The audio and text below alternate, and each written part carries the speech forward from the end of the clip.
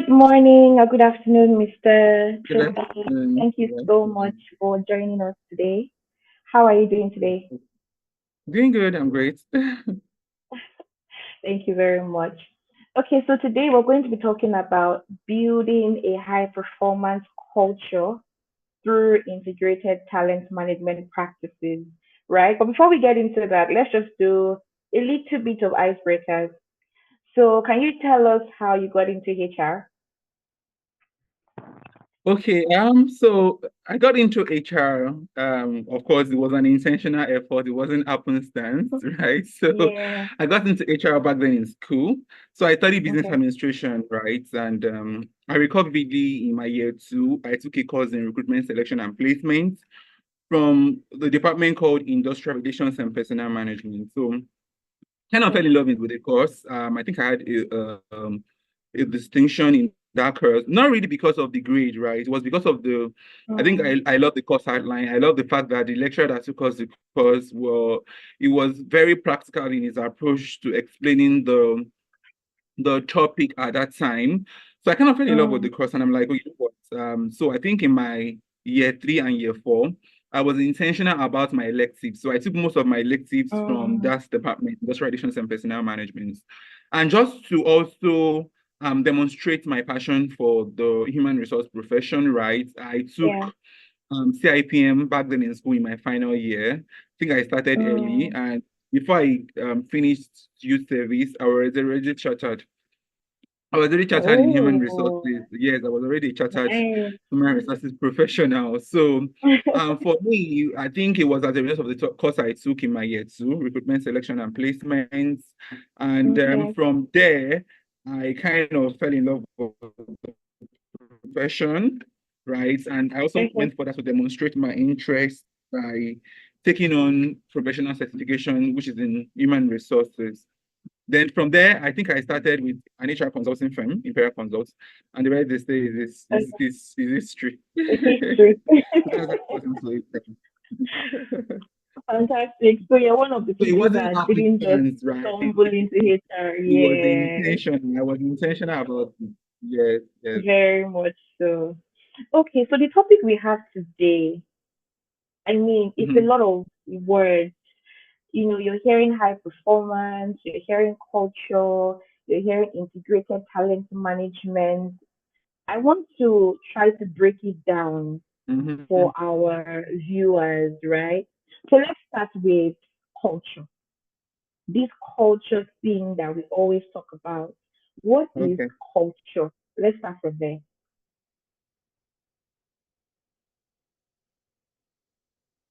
Hmm. So I really don't like to use vocabularies or a lot of words to define some concepts that I feel should be simple enough for the audience to be able to grab and kind of run with or relate with. So for me, I would like to Mm-hmm. define culture as what an organization reward and what is sanctioned. So as an Mm, organization, the behavior you sanction defines your culture. So pretty much what you reward or what you sanction define your culture, right? And mm, we know that to a large extent, culture is our way of life, is the way we behave, is the way that defines behavior in an organization. The way we do things mm, here is what culture is all yeah. about. So for me, anything we reward, anything we sanction Mm, informs our culture. And culture in yeah. itself stems from leadership. Culture is leadership at its way, anyways. So any behavior an organization wants to, what's it called? The kind of discipline Promote. they want to instill informs their. Yeah. Do you understand? So the form Yeah. of discipline, the kind of discipline they want to instill in that organization informs their culture, which is why I say culture is what you reward, it is what you sanction. It's all about Mm, leadership. It is the way things are done mm, here, right?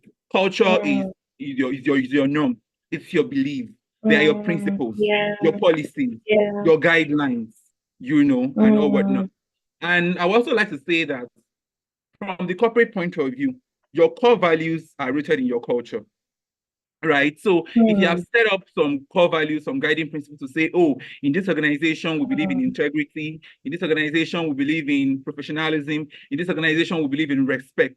then it should be embedded in the way of life. People should see it. Leadership in the organization should role model those principles, right? It shouldn't Yeah. be hard to see, it shouldn't be hard to feel. Do you understand? Which is why I said Mm, culture in itself is leadership. Culture in itself is mm, what you reward or what you sanction as an organization. yeah. So it's not about having this nice core values on your website No, no, no, and no, no. then It's not about doing having something those completely nice, different. yeah, not about having those Mm, nice core values, those having it in form of plaque or having it as form of mm, backdrop or background work yeah. on a laptop. No, it's beyond that, right? It is what Yeah. a new person. So let's assume I join your organization, I should be able to feel it. Do you understand? Mm, People should role yeah. model those qualities. I should be able to perceive it. So which is why I Yeah. said culture in itself is leadership. Leadership should role model the behavior they want people to see in the organization. As simple as, Yeah. so let's be more practical about it. As simple as, some certain discipline like wearing of ID card, as simple as it is, you understand. If you want to say, okay, everyone should wear the ID card whilst in the company's premises for safety reasons and all whatnot, it should flow Yeah. down from the top. The MD in itself should be able to wear Mm, his or ID card as well, right? yeah. As simple Yeah. as, oh, don't yell at people, treat people with respect and all whatnot. It should flow Mm, from the leaders as it well. So yeah. it should be something, your culture, it should be something that we feel. You understand? It should be Mm, something that, mm, is perceived, not, it shouldn't be something that is ambiguous or not something that is vague. yeah. You should be able to feel it, you should be able to see it as it were, right?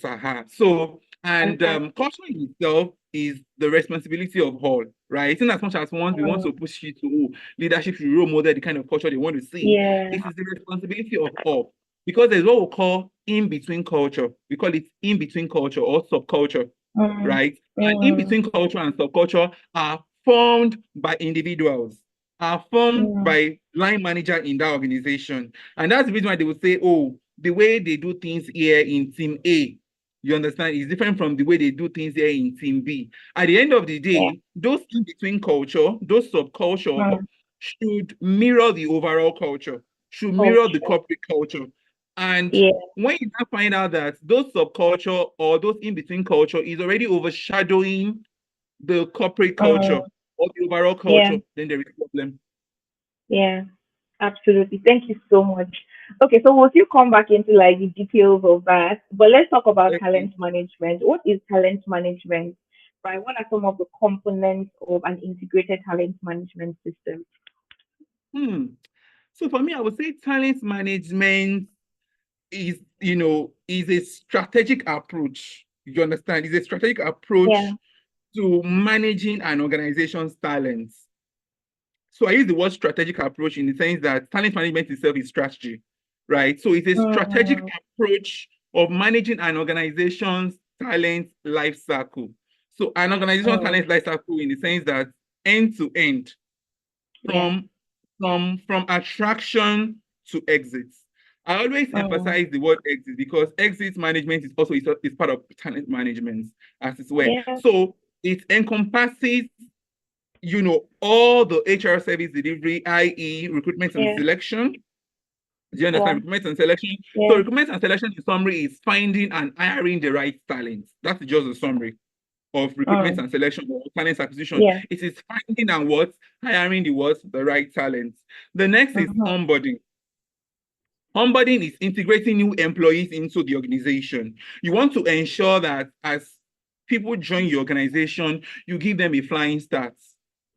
You understand? Because Mm, every new joiner are always kind of scared to say, oh, I don't know what I will meet in this organization. I don't know the way they do yeah. things here. I don't know, they're always apprehensive, they're always scared, agitated at the first. But Yeah. the details of your onboarding program or the details of your onboarding session, we kind of help them settle in fast, would help them integrate fast and Yeah. allay those fears as it were. Yeah. So onboarding itself is integrating new employees into the organization, giving them Mm-hmm. a flying start, right? So Mm, it's all mm-hmm. part of talent management. Then the next is learning and development. You want to Yeah. ensure that as you bring them on board, you know enhance their skills and capabilities to grow for career growth in the organization. You build the capabilities to deliver and grow, not just to deliver alone. To deliver, you build the capabilities to deliver and grow. Yeah.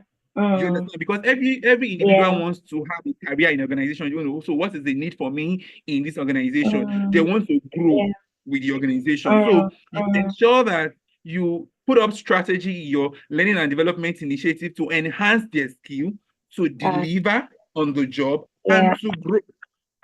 So that's the third aspect of talent management. Then we also have performance management. You understand? Evaluating and improving employee performance, very important. Performance management is an ongoing activity. It's not a one-off activity. It's not performance. There's a difference between performance appraisal and performance management. So performance management is an ongoing activity. It's how you manage performance, how you evaluate performance, how you ensure you provide feedback on an ongoing basis, not something you do on a one-off basis. That is performance appraisal. So performance management is evaluating and improving your employee performance on an ongoing basis. Do you understand? Then the fifth aspect is succession planning. Are you flowing with me? Absolutely. So succession planning is the next.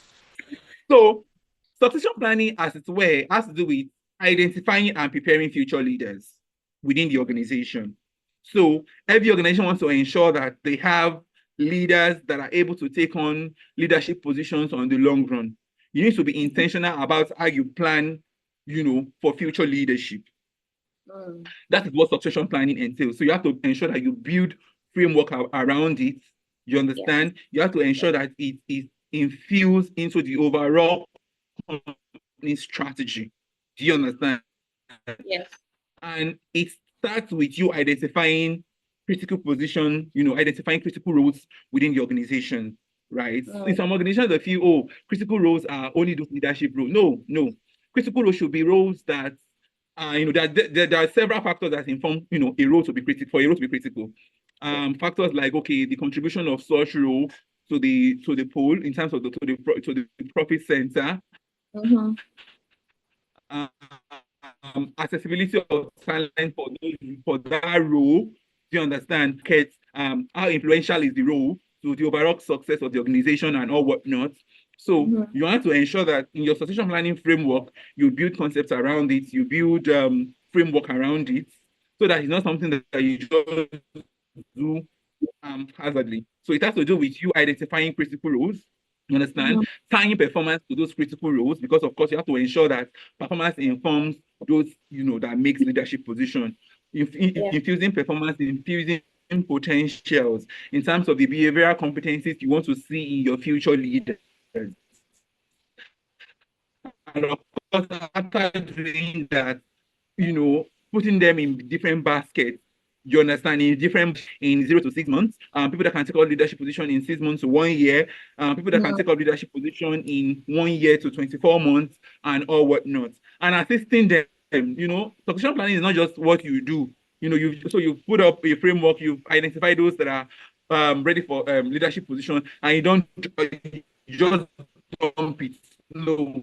You have to ensure that you are critical to their success in terms of identifying, the areas of strengths and weaknesses, and helping them to grow in the areas of weaknesses and helping them to sustain those success and those strengths, as it were. So helping them to grow in area of weaknesses could be in form of, training and development. It could be in form of mentoring and coaching, just to ensure that they are well prepared and ready for those leadership positions. So succession planning, in summary, is identifying and preparing future leaders. It's also part of the value chain of talent management. Then we also have compensation and benefits as part of the value chain of talent management. So offering competitive rewards and incentives. You understand? So for me, I like to call it total reward.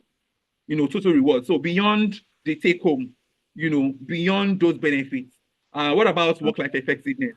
What about ensuring that you provide a safe work environment, that informs positive mental health and all whatnot? So what I call it total reward. So it's also part of the value chain, of talent management, offering competitive rewards, benefits, and incentives. Yeah. Then I also have employee engagement. Yeah. Please go ahead. Employee engagement is also part. employee engagement is also part of, the value chain of talent management, fostering a positive workplace culture. You want to ensure that employees are motivated. You want to ensure that employees are happy. You want to ensure that employees are committed. And even in commitment, there are levels to commitment too. There are levels to commitment. I do tell people that until you get your employee to the level what we call effective commitment. So what is effective commitment? Just the way when you see football lovers, they are crazy about their fans. You could sorry about their club as well. You will see someone fighting with his friend because of Man U is better than Chelsea. Chelsea is better than Barcelona and all whatnot. You need to get your employee to that level of effective commitment that they are so passionate about the brand. They are so much in love about the brand. They advocate for the brand. You understand? That's what we call effective level of commitment. They are emotionally attached to that brand. And this is informed by your engagement levels. Some people think engagement is doing thank God it's Friday. No, it's far from it, right? All of those are operational engagements. They are engagement operations. So there are engagement operations, there are engagement strategy. You need to be intentional about your engagement levels. All of those strategic initiatives that makes your employee to be motivated, to be happy, to be committed to the brand. And you have to be intentional about setting those levels from the organizational level. So there should be some initiative that happens from the corporate level, initiative that happen at the functional level or departmental level, initiative that happens within group. So engagement in itself is broad, right? And so it's beyond, thank God it's Friday. It's beyond Ankara Day. It's beyond Africa Day. No, all of those are operations. You need to be intentional about how you make your people happy, how you make them committed, how you make them motivated. And this is what is informed about how you go about your surveys, filling their polls, being intentional about your net promoter scores and drilling down into reasons why, you don't just want to neglect your detractors. You don't just focus on your promoters alone. What about people that are not even passionate about the brand? What is it that is not making them passionate about the brand? What can we do better? What are the kind of initiative we need to put in place to ensure that they are passionate about the brand as it were? So all of this is what employee engagement is all about. Then lastly is exit management. So for me, I think exit management is also part of the crucial aspects of talent management. You want to ensure that as employee part of your organization, they live with a positive experience. Do you understand? Because a lot of organizations are now using what we call the win-back strategy. They are, setting up, alumni network platform for employees that have exited the organization. They have a pool of people that have exited the organization and can easily go back to the pool to bring back top talents. They are putting up policies around win-back strategy. You understand? So you want to ensure that as employee exit the organization, they leave with positive experience. Some organizations, they take exit very personal. And once an employee drop the resignation letter, before you know it, they become, that such employee becomes the enemy. I'm telling you, you shouldn't be. Celebrate them when they leave, as it were. Celebrate them, convert them to your ambassadors. Let them be able to speak about positive things about the organization. Because whether you like it or not, they have experience about the brand. And it's whatsoever they take on with them, they're going to sell to prospective new joiners to the organization. So you want to ensure that, they live with a positive experience, celebrate them, don't turn them to your enemy as an organization, ensure everything that has to do with them is being treated on time, the end of service benefits, all the packages is well treated on time. If they request for a letter, provide it for them. Let them be able to say, I work for this brand and I'm so blessed to have passed through this organization. Let them be motivated to come back. So come back. When they see your advertisements as an organization, you're able to refer quality candidates to your organization. So they also have a story to tell, and it should be a positive story. And which is why platform like Glassdoor is there. When you go to Glassdoor and you get some reviews about some organization, you'll be scared. And you also go to the same platform, you see some organization being rated positively. You see, 4.7, 4.5 out of 5 rating. People saying positive things about the brand.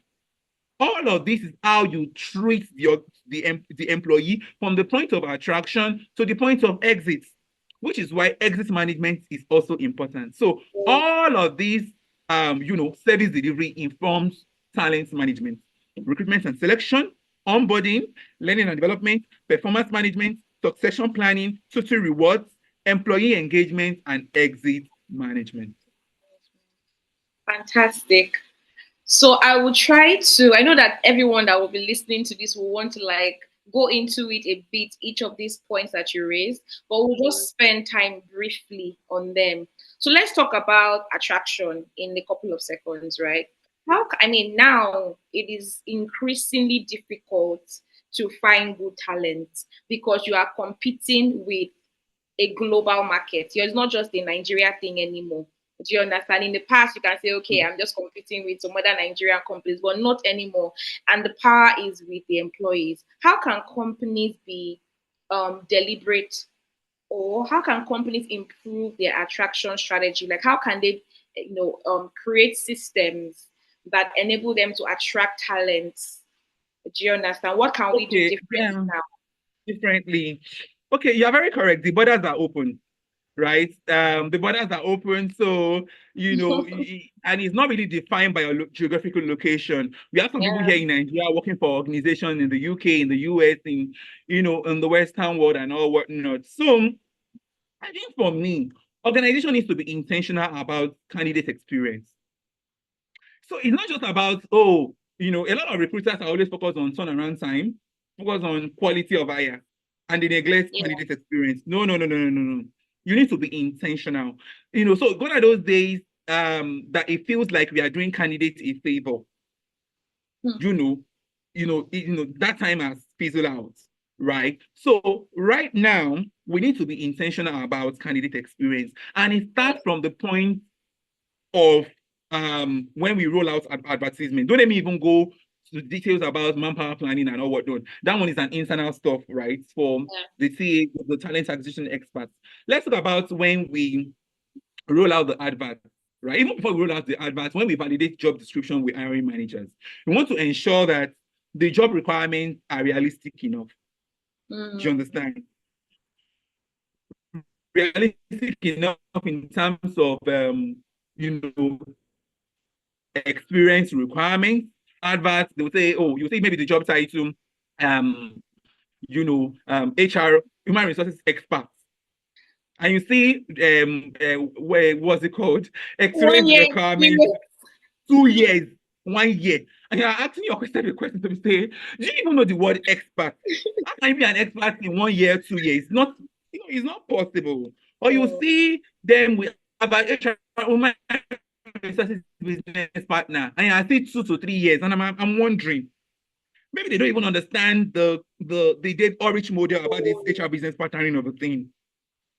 I'm telling you, I'm telling you. So, I begin to wonder to say, how on earth do you want someone with 2 years experience, someone that should be maybe an analyst or officer, an to be officer. HR business partner with 2 years experience? I don't understand. So, ensuring that, so I just use HR as a case study, ensuring that we're being realistic Yeah. about job requirements, about requirements that fit into education, experience, skills, and competencies, even key accountabilities.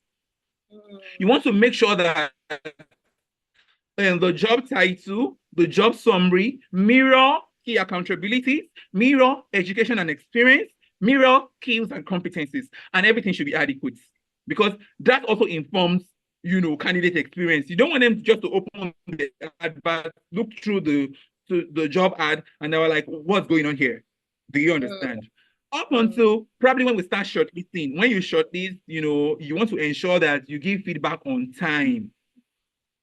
Let us be timely with feedback. For candidates that have met the requirement and be shortlisted, send them a notification to say you've been shortlisted, we'll be moving you to the next stage. For those that are not successful, send them a regret mail. Don't let them don't just keep them hanging in the air and all whatnot. It's not good. All of this also informs candidate experience. You Yeah. understand? When we invite them for assessment, so let's assume organizations are want to, invite just to prune down the short list. You've invited them for assessment. Be realistic with your timeline. Mm. You want to assess, experienced hires, and you want them to take that assessment in less than 24 hours. Hello. They also have something they are doing, right? So be realistic with your timeline for taking those assessments. Very, very important. And your assessment should also mirror what they will be joining you to do. You want to text an experienced hire, that is coming on maybe as head of HR, and you are rolling out assessments of GMAT. I don't understand. That should be for entry level. Why can't you focus on case study assessment? That Yeah. is a case study that mirror the current issue within the organization. Give them that case study to test their problem solving skills. Let them make presentation to test their communication, and presentation skills. You understand? There are Yeah. personality assessment. So there shouldn't be surprises in all of this. Yeah. It informs candidate experience. Then when Yeah. it comes to interviews, you want to also give them adequate notice. Give them adequate notice before you invite, when inviting them for interview. On interview day, don't waste their time. You understand? Train your hiring managers on how to interview. Let them ask realistic questions. When they get to interview panel and they're asking questions that is not relevant to the role itself, train them, train hiring managers on how to go about this, because this candidate experience of a thing is not all about the talent acquisition experts only or professionals. Even the hiring manager, the key stakeholder in this recruitment journey as well. So train them on how to interview. Train them on courtesy, how to apply courtesy when asking questions, and all of this. Very, very important. Let them be professional about it. It's part of the candidate experience. Then feedback management, I've mentioned that should be timely. You understand? When making offer as well, try to be realistic. Well, I know this is, I don't want to shake table because I know that a lot of organizations still do Shake it. the tables, please. When they are still asking for pay slip, asking for last promotion letter, asking for the one that even bought my bubble is the one that asks for bank statement. Am I applying for loan? I don't understand why you're asking for bank statement. No, why are you asking for bank statement? Am I applying for loan? So now I don't understand. So all of this informs candidate experience. And of course, when they join as well, you want to give them a flying start, onboarding should be apt, and whatnot. So when you do things differently around candidate experience, it kind of informs, let me say, 70% of your recruitment success story. I won't lie to you. It informs 70% of your recruitment success story. When you get it right in the area of candidate experience, then you will get it right in form of your quality of hire. Your time to fill will also be adequate as well. Do you understand? When you get it right in your candidate. So for me, I feel a lot of time we just want to focus more on attracting the best, closing it out on time, but we neglect candidate experience. Is very, very key. So for me, I will only focus, I will ensure that, in as much I want to achieve, quality of hire, I want to achieve it, I want to tick the box in the area of in my time to fill. I don't want to be found wanting in the area of candidate experience. So recruitment professionals should be intentional about their resourcing strategy by focusing more on what candidate experience. So that's it for Amazing. me. So they should do things differently. They should do things differently in that area.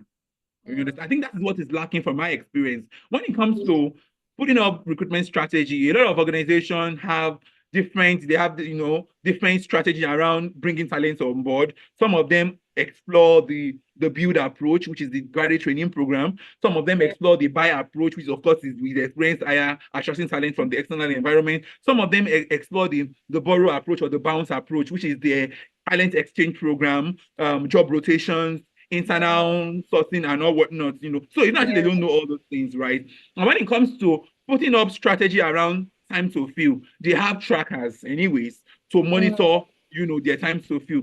But candidate experience, we need to be intentional about it. It's very, very important. Very, very important. From the time we roll out the advert up until the time we bring them on board, through to the journey of their onboarding, their induction program, we need to be intentional about it. It's very, very important. Thank you It so informs much. the experience. Yeah. Thank you. Okay, so I want us to talk about, because our topic, also highlights high performance. So, what are some of the characteristics? And I think this is where the entire talent management system now kind of integrates, right? What Yeah. are some of the characteristics of a high performance culture? Right? Hmm. What makes an organization a high performing organization? Hmm. Hmm. Hmm. Okay, so when you say a high performing organization, it's an organization that is very intentional about what a talent brings to the table. You understand? Quote me, is an organization that is very intentional about what brings to the table, not just in form of your technical capabilities only. No, no, no, no, no. Both technical and behavioral. I repeat, both what? Tech. Technical and behavioral. The way you go about doing your job is also very important. You might be good, skilled, talented. The way you go about doing that job is also very important.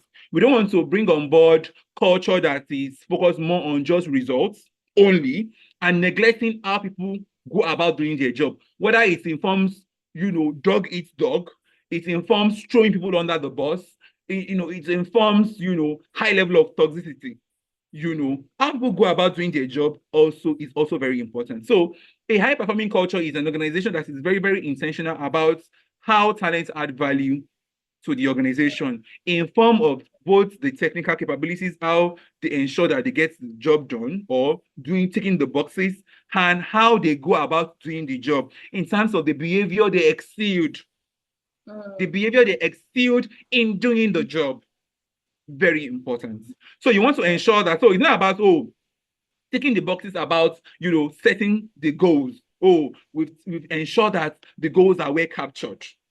We've ensured that they can deliver on the targets, on the profits. What about doing the job? How do they go about doing the job? And that's the reason why a lot of organizations infuse appraiser 360 degree. You understand? So Yeah. the behaviors that you exude in doing your job is also very important. How does your team perceive you? How does your peers perceive you? How do those that are your seniors, how do they perceive you? How are those that are not your organization, how do they perceive you? So people should be able to give you feedback in three major areas. What you should continue to do in terms of your strengths, Yeah. what you should stop doing Mm, in terms of your weaknesses, and yeah. what you should start doing That's in terms of good. your potential. I repeat, what you should continue to do in terms of your strengths, what you should stop doing in terms of your weaknesses, and Yeah. what you should, Start. start doing in terms of the potential, what you have capabilities of doing based on what they perceive. So there should be a system that encourages that. So we're not just focusing on your technical capabilities. Oh, can you prepare payroll? Good. Oh, can you prepare reports? Good. Oh, can you prepare presentation slides? All of those are technical. What about the behaviors you exude in doing all of those? Is very, Yeah. very important. And that's the reason why a lot of organizations they have talents that are toxic. They have what? Talents that are what? Toxic. You will see I wish I had a people shekere at this point. exactly. They are very good, they are very smart, but they are Yeah. badly behaved. They are good, they are smart, but are what? Badly behaved. And that kind of organization, it will be hard for you to retain people. Yeah. Do you understand? Because you have talented individuals that are toxic. So when you bring people into the organization, they're unable to cope. They're unable to work with that manager in quotes. And that's why I belong to the school of thought that believes that people don't leave their job, they leave their boss. Yeah, people don't leave their job, they leave their boss. If you have a boss that is well behaved, a boss that has the right attitude, the right character, then you're good. So let's focus on leadership development. Let's infuse it into our performance management system. Let's ensure that we are intentional about how people go about doing their job. Let's, put up system framework that, measures people's behavior. The way they go about doing that job is also very important. Zero tolerance on, things that triggers toxicity. Yeah. You understand? And it has to, which is why I said it flows down from the top. Anything you reward or you sanction informs your behavior. Because a lot of time, leadership are scared to lose that talent. So he can do the job. Oh, he's meeting the target. So he's doing this, but the person is badly behaved. It's from you are seeing it. You are seeing it. That those things you set as your guiding principle is not realistic. You understand? Because you have someone that is turning the company upside down with their bad behaviors. You understand? So all of this is also infused into performance management. So performance management is not just driving a high performance culture. It's not just focusing on the technical capabilities alone. How people go about doing their job is also very important. Then when you also talk about a high performance culture, you want to ensure that is a culture that gives feedback on a continuous basis. Do you understand? So what I talk about, you should have a system that measures people's behavior. It's also part of giving feedback. Do you understand? A high performance culture should be a culture that encourages spontaneous feedback. There shouldn't be surprises in anything. So I repeat, spontaneous feedback. It should be a system that recognizes performance as well. Do you understand? A system that recognizes performance. So how do you reward people that are doing the job? So reward both technical capabilities, reward behaviors too. And that's the reason why you see different recognition programs within an organization and definitions. So you will see something like DNA award. So what do I mean by DNA award? DNA award is an individual that role models the behavior of the organization as stated in the core values. So they call it DNA award. You also see someone that gets, maybe ABCD award above beyond Call of Duty. Maybe someone that not just doing the job alone that is required in doing the job and going out. So that means you are going above. So beyond doing your job, there's some certain attitude you also exude that makes you an exceptional individual. And when it comes to this performance of it, even in school, back then in school, before they issue your certificate to you, they'll say, we award you this degree in learning and character. We award you this degree in what? In learning and character. So it's not just about the first class. Your character too is very important. So you should be a role model of that organization, not a rascal first class. A first class doesn't know how to talk. So, so it applies even from the confines of the institution. It's also the way it applies to corporate organizations as well. So not just your technical capability that is very, very important. Your behavior too is also very important. So a high performance culture is a culture that recognizes technical capabilities, that recognizes behavior, how people go about doing their thing, that gives spontaneous feedback, and that recognizes performance. That's the high performance culture. Wow, that was absolutely amazing. And I could actually relate to some of the things you said because, especially now where companies are trying to keep the talents they have.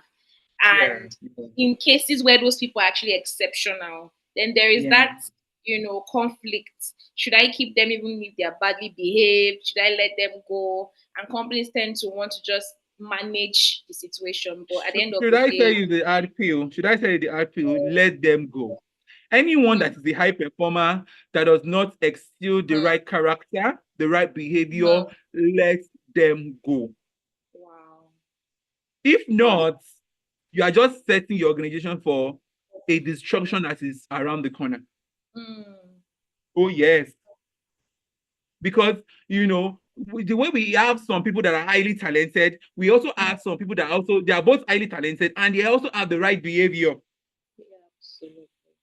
Do you understand? All you just need to do is ensure you get it right in your recruitment strategy. So that one also take us back to the recruitment strategy because a lot of people just put up competency framework. Oh, we have a competency framework. What do you use that competency framework to do? Your competency framework should inform your recruitment, for your recruitment process. Your competency framework should inform your learning and development. Your competency framework should inform your performance management. So, in form of your recruitment, you should have competency framework that defines the technical capabilities you want to see in people, your potential candidates, and the behaviors. So as you are interviewing for competency, you're also interviewing for behavior. You are trying to understudy, are they culture fits? Oh, yeah. So don't just be lost.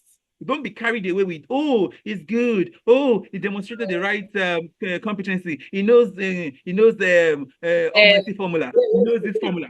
What about the behavior of the individual? Is the individual condescending in their approach? They're answering questions. When they're answering the question, they are very condescending. You should know that that's going to be such an individual is a potential bully when they join the organization. And God bless you, becomes a manager. Yeah, someone that comes for on-site interview and is already disrespectful to drivers, disrespectful to gatemen, disrespectful to the cleaners. Right. Those are potential bully when they join the organization. So don't shy away from all of those unspoken or exact or pointers. Thank you very much. Pointers. Thank you very much. So that when you get it right from the point of recruitment, you save yourself stress of having to train, having to retrain, having to have them unlearn some certain behaviors, and it also helps you take off some headaches. You won't have people that you have to place on performance improvement plan when you get it right. You understand? So getting it right is also very, very important, which is why I said, not just having that competency framework and dumping it and say, we tick the box. If they come to evaluate us as an organization, we have a competency framework. Are you using it? Yeah. Is it functional? Yeah. Very important. Very good. Yeah. So I want us to just touch on how critical continuous learning and development is when it comes to talent management. Right. So what do you have to say about it? Like, is this a critical aspect of it? How can companies be more deliberate about infusing that particular lever in their entire talent management system or process? Yeah, so learning and development is also a very vital aspect of talent management. And I do tell even my co-colleagues that you don't have to break the bank to achieve your learning agenda. You just need to be very creative about how you want people to learn. How do you want them to learn? How do you want to infuse that learning culture in the organization? And to a large extent, I said everything is all about culture and it flows down from the top. You understand? When you have leaders that are lifelong learners and they demonstrate it in what they do, they're able to separate period where employees are supposed to be learning from periods where they should be, on the job, or doing the job. They don't really mix it. They're not selfish about it, right? Then we can say that kind of organization is quite intentional about how they want people to learn.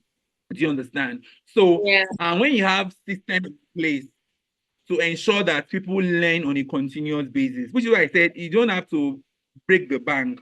It's not, some employees, right? They have this mentality to say, until I leave the organization, they're still learning as a caution.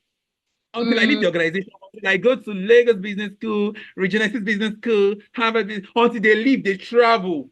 You've not trained them. Right? Has not happened. And it's as a result of the way we have set up our learning system. Don't let the learning system focus basically on open training alone until they leave the organization. No. Ensure that you have a learning agenda that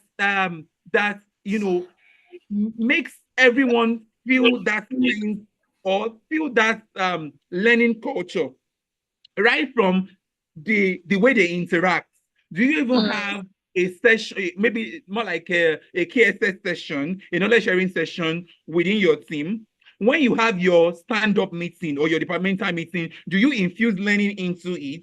Do you create maybe a 30 minutes just to learn about what is trending in your industry? Or it could even be product knowledge, just to understand, the company's products and services. It's also part of Mm. learning. All of those things matters. Do you have timetable around, encouraging individuals to bring their skills, the skills, their tasks, because you have some people that are born teachers, they are born learn and facilitators or Yeah. trainers.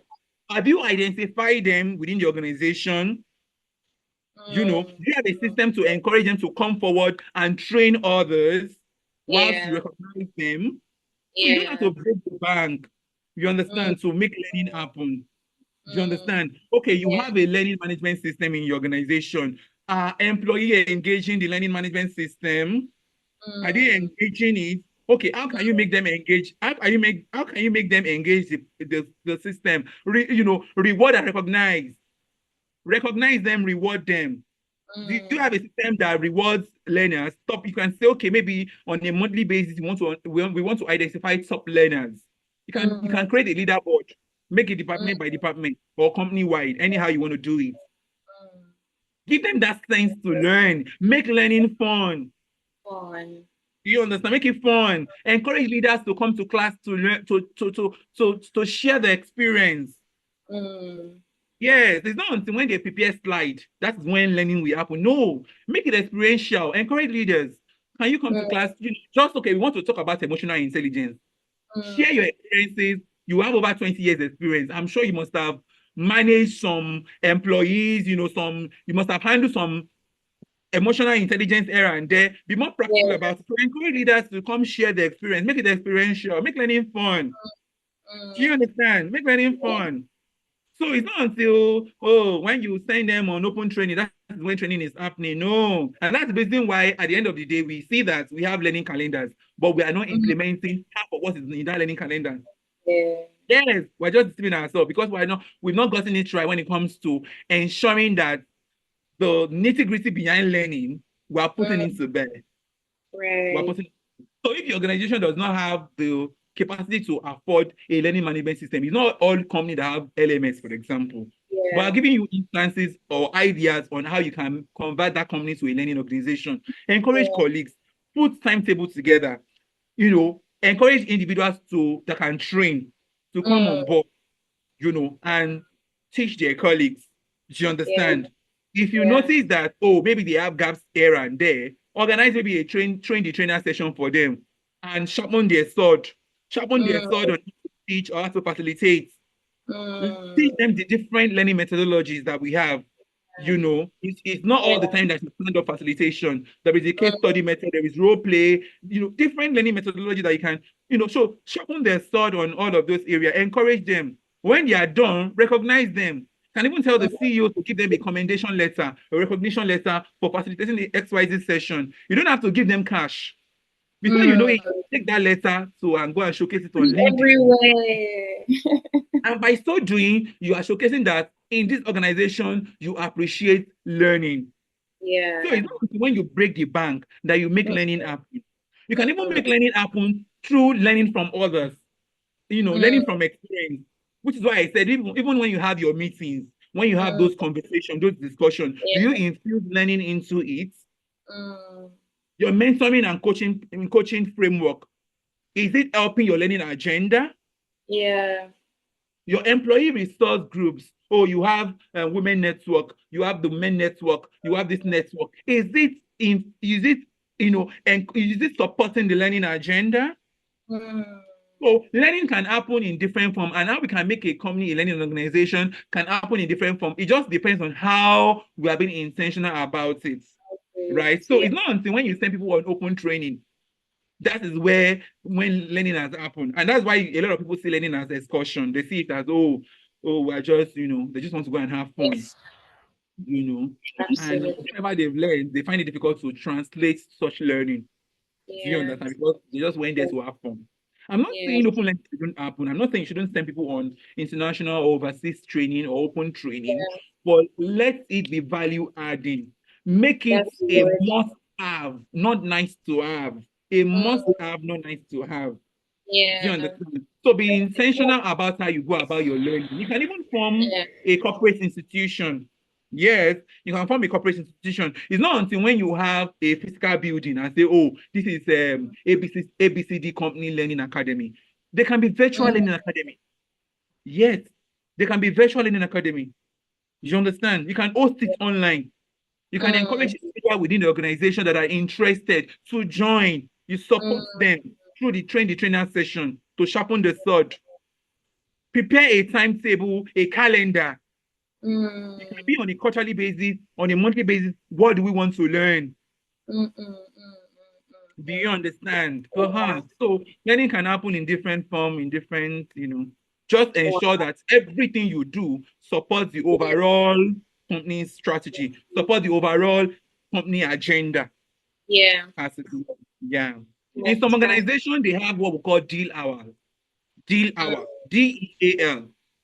mm. DEAL. So the D stands for drop everything and learn. Drop Wow. everything and I learn. So love in it. so Yeah. it's basically for organizations that are quite busy, organizations that Mm, are lean, maybe companies that are lean in terms of structure. You understand? But mm, they still want to infuse that learning culture. So they will create a time, a dedicated time, and everyone must be disciplined with that time. So if we say, mm, oh, we want to learn every Mondays, 9 a.m. to 10 a.m., that is not the time for you to set up a meeting as a line manager. It's wrong. That means you are not supporting the learning agenda. yeah. You're not supporting the learning culture. Everyone must be disciplined. That 9 Mm, to 10, everybody should be a time for everyone to learn, whether you are yeah. logging on to the learning management platform or in each Mm, department, in each team, they're having their yeah. knowledge sharing session, just to Yeah. learn for that 1 hour. Mm, So it's a time where everyone is learning. Drop everything and learn a deal. They call it DR in some organizations. amazing. So there are different approaches, and some companies could explore pro bono. But it's Mm, just a lot of individuals they misuse that pro bono concept. You want to bring in mm, someone to come and train for you for free, and there is nothing you are mm, doing in return. So at the end of the day, you just want to ensure that you are smart about your approach, in ensuring that you convert that organization to a learning organization. mm, Everything you do around your learning agenda, be intentional about it. If you have put up a framework, a strategy around your learning agenda, be intentional about it. Because we also mm, have learning strategy. Some people explore the 70 to 20 to 10 model. 70 mm. 20 10 model. So where the 70 is you learning on the job. You understand? The 20% Yeah. is you learning through experience, then the remaining 10% is formal learning. In as much as Yeah. you have that learning model or that learning strategy, Mm, ensure you put it to use. yeah. Yes. Yeah. How can you say you have a 70 to 20 to 10 model within your organization and there is nothing like job rotation? There is nothing Mm, like cross training. So mm, people learning? How are they being yeah. well rounded as long as Yeah. learning is concerned? You are Yeah. saying you want people to learn from experience. There is nothing like a coaching framework or a mentoring framework within your organization. Mm, No. So everything we do, we must be intentional about it, and it should also support the overall company's goal and objective it at the end of the day. I love it so much. And I love that the examples you're giving are very practical. People can take, Yeah. like, for instance, this deal hour, I've written it down. Like, it's something that I personally want to implement. So I love the fact that it's very practical. Thank you so much. So, as we wrap up, right, is there any question that you probably would have wanted me to ask that I didn't ask? Or do you have like any final words for the HR, professionals that will be listening to this? I think you've asked almost all the questions. You've touched talent acquisition, you've touched learning, you've touched. I think okay, we can maybe on the final, I can just say, in supporting, that high performance culture, we should also be more intentional about our engagement strategy. So which is why I said, as professionals, let's ensure that our engagement levels support that high performance culture. Mm, Do you understand? So don't let yeah. us just focus on thank God it's Friday only. How Mm, do we feel the pulse of employees? Are we mm, intentional about those surveys? So yeah. you've rolled out surveys, you've gotten responses. How are you intentional about implementation? And I do Mm, say that it's not until when you focus on the big thing, focus on the low hanging fruit first. Yes, you've done your analysis, you've gotten feedback. Focus on the quick wins, the low-hanging fruits. When you focus on the low-hanging fruits, then you gain the trust of employees. So that by the time you go back in next quarter and you ask them for feedback, they would answer you. Do you Yeah. understand? So once we've Yeah. gathered all those feedback, let's be intentional. Let's be intentional about implementation. Don't just gather feedback or don't just be doing surveys as though you are ticking the box. Oh, it's time for mid-year survey. You've done the mid-year survey, nothing is happening. That's it. Yeah.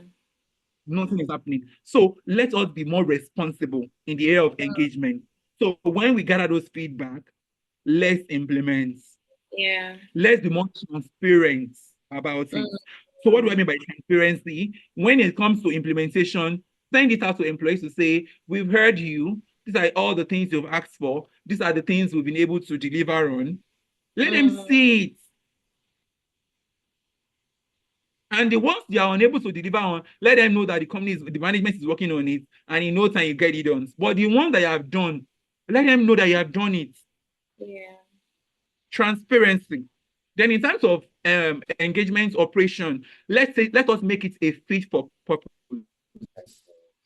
Don't say, oh, company A is doing Ankara Day. I also want to introduce Ankara Day in my organization. Oh, they did denim on denim day. What if that's not what they need in the organization? So it should be fit for purpose. Maybe what they need to be more engaged is to ensure that probably you give them more listening ears. Maybe they need more conversations with management. Maybe they need more of a town hall meeting. Maybe they need more of a village meeting. Maybe they need more of open mic sessions where they can able to hear their own opinion. Maybe that's what they need, not those paparazzi or paparazzi that we throw out there just because we want to show that, oh, we are also doing something here. Let's make it fit for purpose. When we can Yeah. do this in recruitment as well, it supports a high performance culture. Amazing. Wow. Thank you so much. If there is one thing I'm taking away from this conversation, it's about being intentional about whatever we're even coming up with, right? Not just borrowing from different places and just trying to mesh it together. Understanding your company, understanding your business, Your understanding audience. the problems, yes, and coming up with relevant solutions to tackle them. Thank you so much, Mr. Toby. This was fun. It was Understanding very, the problem statement. yes, problem You're welcome. statement. You're Yeah, this welcome. was really good. I learned so much, and I'm sure that those that will be listening to this as well would benefit from it immensely. Thank you very, very much, and enjoy the rest of your day. Thank you so much. Thank you.